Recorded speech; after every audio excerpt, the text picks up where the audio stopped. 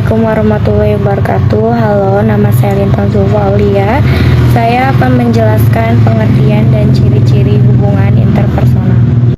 Pengertian hubungan interpersonal. Hubungan interpersonal adalah hubungan yang terdiri atas dua orang atau lebih yang memiliki ketergantungan satu sama lain dan menggunakan pola interaksi yang konsisten. Ketika akan menjalani hubungan interpersonal, akan terdapat suatu proses dan biasanya dimulai dengan interpersonal action. Jelaskan ciri-ciri hubungan antar pribadi.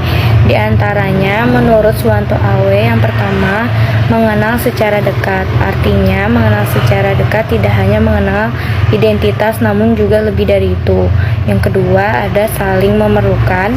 Hubungan antar pribadi merupakan hubungan yang saling menguntungkan secara dua arah. Yang ketiga, ada hubungan antar pribadi juga ditandai dengan pemahaman sifat pribadi. Yang keempat, adanya kerjasama. Kerjasama itu sendiri akan tumbuh apabila orang menyadari bahwa mereka memiliki kepentingan yang sama.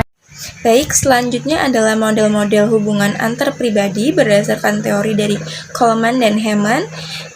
Ada 4 teori atau model hubungan antar pribadi, yaitu yang pertama model pertukaran sosial, yang kedua model peranan, yang ketiga model permainan, dan yang keempat adalah model interaksional.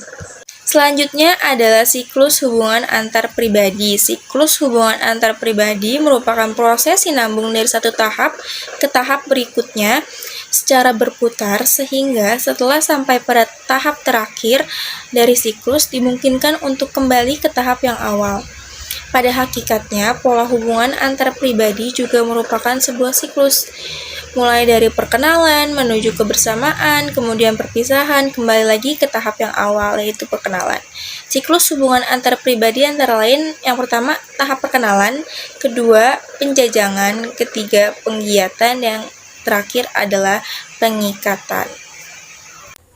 Baik, di sini saya akan menyampaikan faktor yang mempengaruhi hubungan antar pribadi.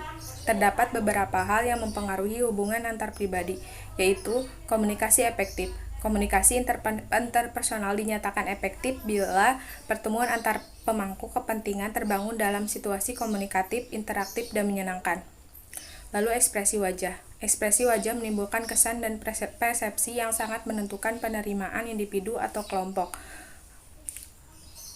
Lalu kepribadian. Kepribadian sangat menentukan bentuk hubungan yang akan terjalin. Kepribadian mengekspresikan pengalaman subjektif seperti kebiasaan, karakter, dan perilaku. Lalu stereotyping merupakan cara yang banyak ditemukan dalam menilai orang lain yang dilibatkan pada kategorisasi tertentu.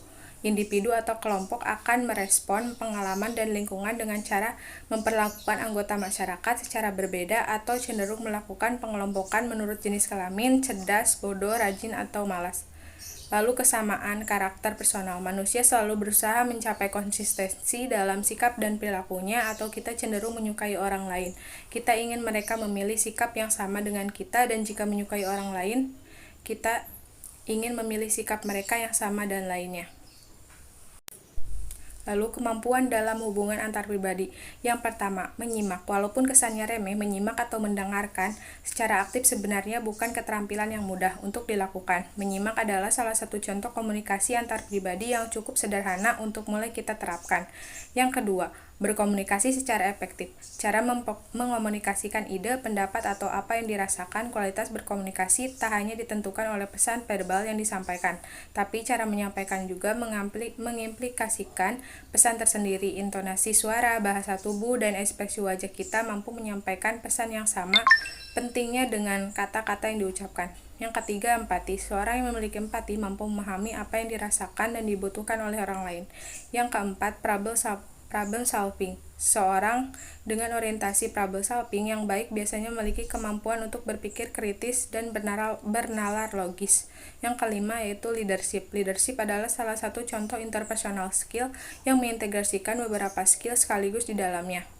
Seseorang dengan kemampuan kepemimpinan atau leadership yang baik biasanya memiliki empati dan dapat diandalkan dan mampu berkomunikasi dengan baik dan efektif, dapat menyimak dan mendengarkan secara aktif, memberikan feedback atau kritik yang membangun dengan cermat dan tepat, bahkan mungkin mahir membujuk atau bernegosiasi dengan orang lain agar tujuan yang diinginkan dapat dicapai.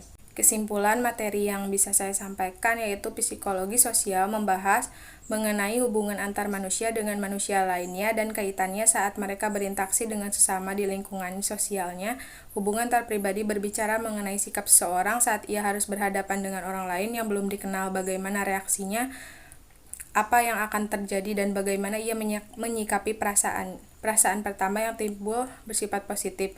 Jika sebaliknya, maka kemungkinan hubungan itu tidak akan berlanjut ke hubungan yang lebih jauh lagi. Mungkin presentasi dari saya cukup sekian. Selebihnya mohon maaf. Wassalamualaikum warahmatullahi wabarakatuh.